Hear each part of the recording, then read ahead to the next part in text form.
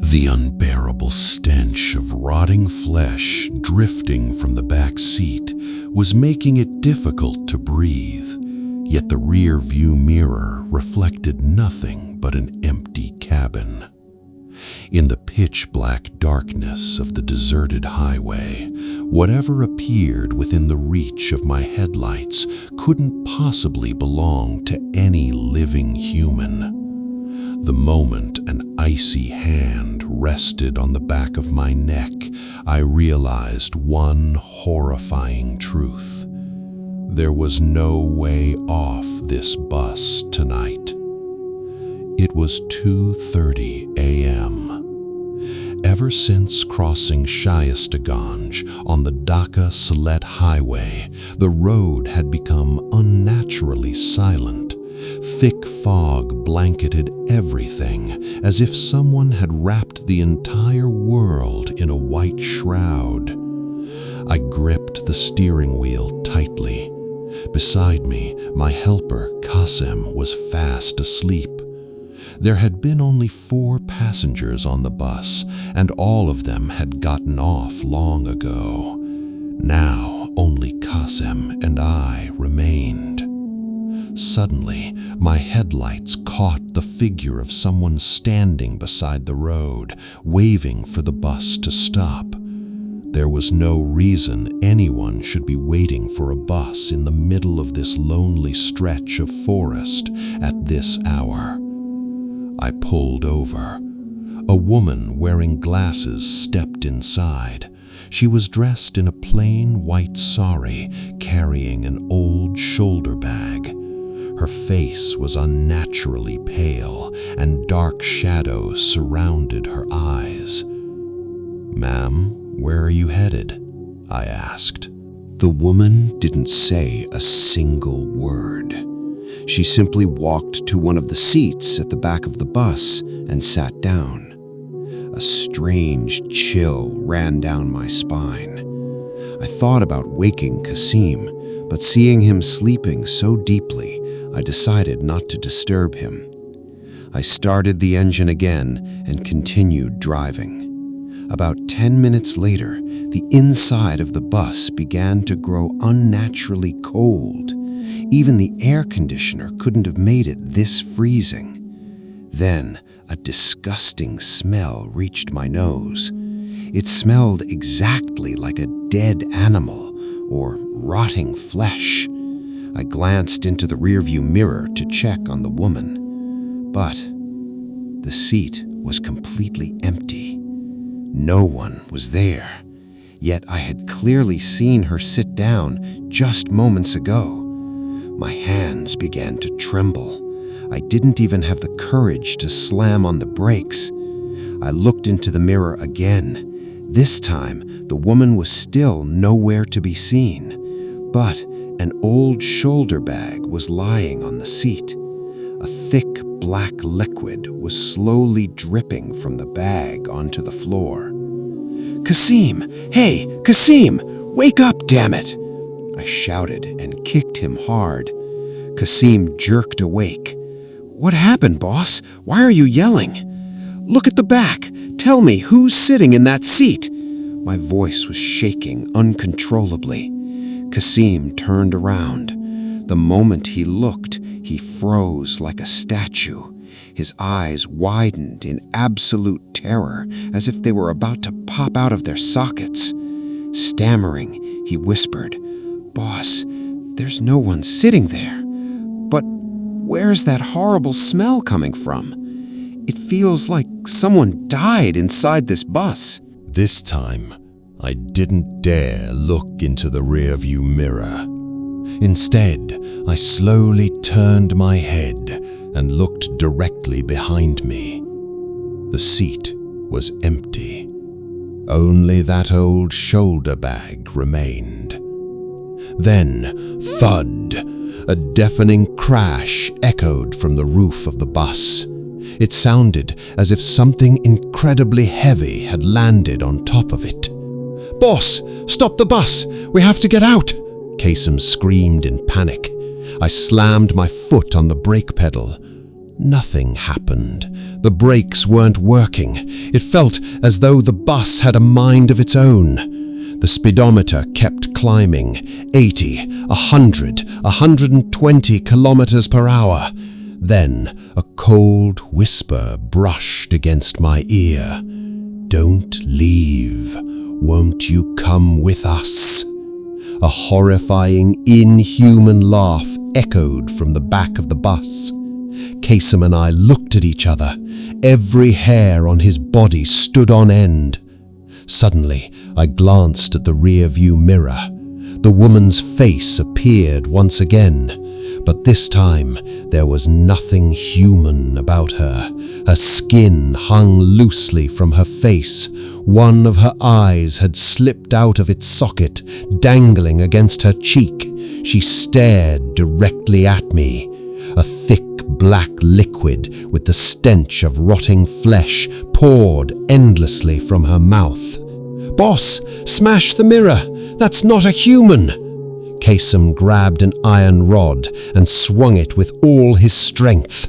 Crash! The rearview mirror shattered into countless pieces, but instead of ending the nightmare, the foul smell inside the bus became 10 times stronger.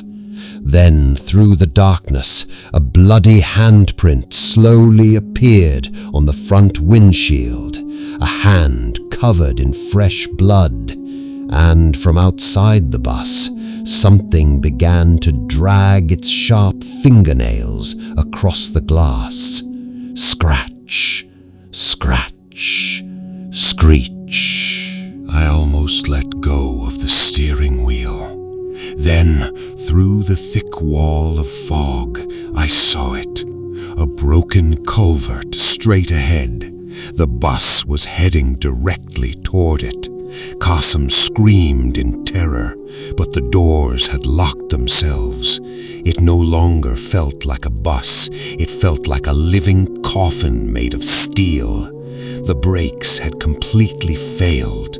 Like a beast driven mad by speed, the bus raced toward the broken culvert.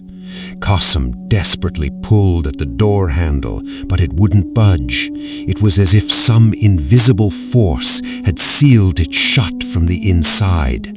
I struggled with all my strength to turn the steering wheel to the right, but it had become as solid as stone. At that exact moment, the lights inside the bus suddenly went out. Click. Pitch black darkness swallowed everything. Only the engine's low groan and Kasem's heavy, panicked breathing could be heard. Then a dragging sound echoed from the back of the bus. Scrape, scrape. It sounded as though something heavy, a sack, or perhaps a corpse, was being dragged slowly across the floor toward us. With every passing second, the unbearable stench of rotting flesh grew stronger. My stomach twisted violently. I felt as if I was no longer inside a bus, but trapped inside a centuries-old grave. Then Kasem let out a blood-curdling scream.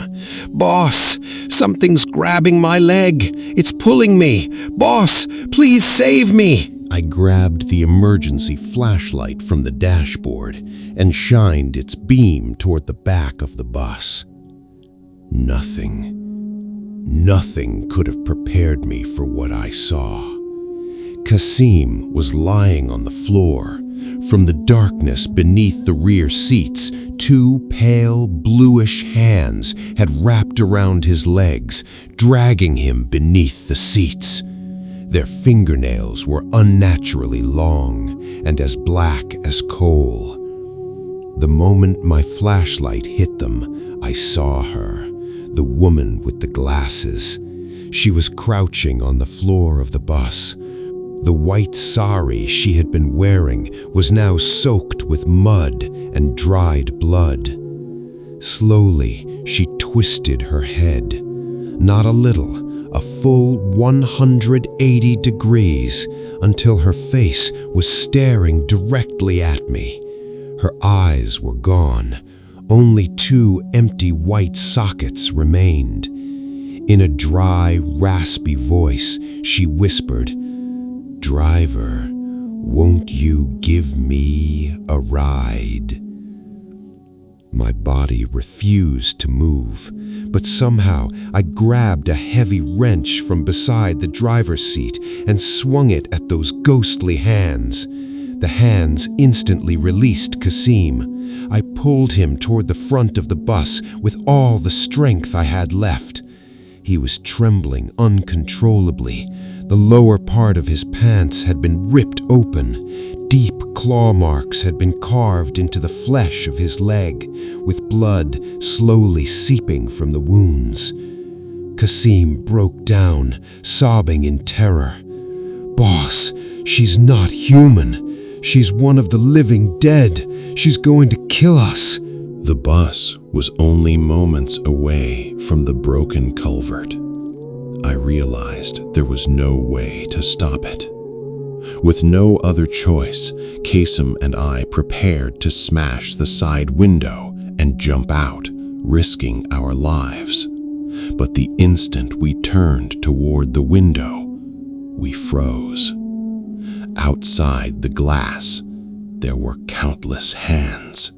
Hundreds of blood-soaked hands slammed against the windows, pounding relentlessly, as if something outside was desperately trying to force its way inside. Suddenly, the air inside the bus became unbearably heavy, almost poisonous. My head began to spin.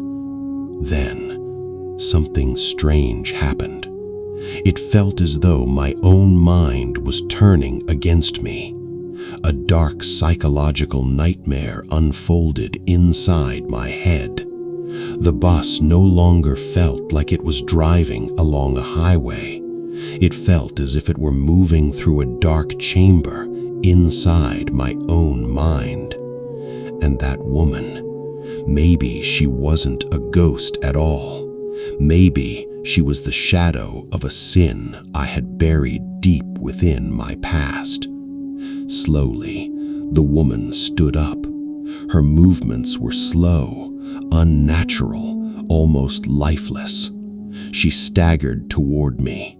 With every step she took, a trail of foul, decaying black fluid spread across the floor. Finally, she stopped only inches away from me. The unbearable stench of decay filled my lungs. Leaning close to my ear, she whispered in a chilling voice, "Do you remember that rainy night 3 years ago? Right here on this highway, you hit a young woman with your bus and drove away." She paused. A twisted smile slowly spread across her face. Her glasses shattered exactly like this. My heart skipped a beat. The memory from 3 years ago, the one I had buried deep inside my mind, came rushing back in an instant. The flashlight slipped from my hand and crashed onto the floor. "No!" I shouted. "It was an accident. I didn't do it on purpose." The woman let out a horrifying laugh. Her laughter echoed throughout the bus, growing louder and louder. Then she whispered, "An accident." A twisted smile spread across her face. "Then let's make tonight another accident." At that very moment, crash! The bus slammed through the railing of the broken culvert and plunged into the darkness below. I felt one violent impact, the sickening sound of bones snapping.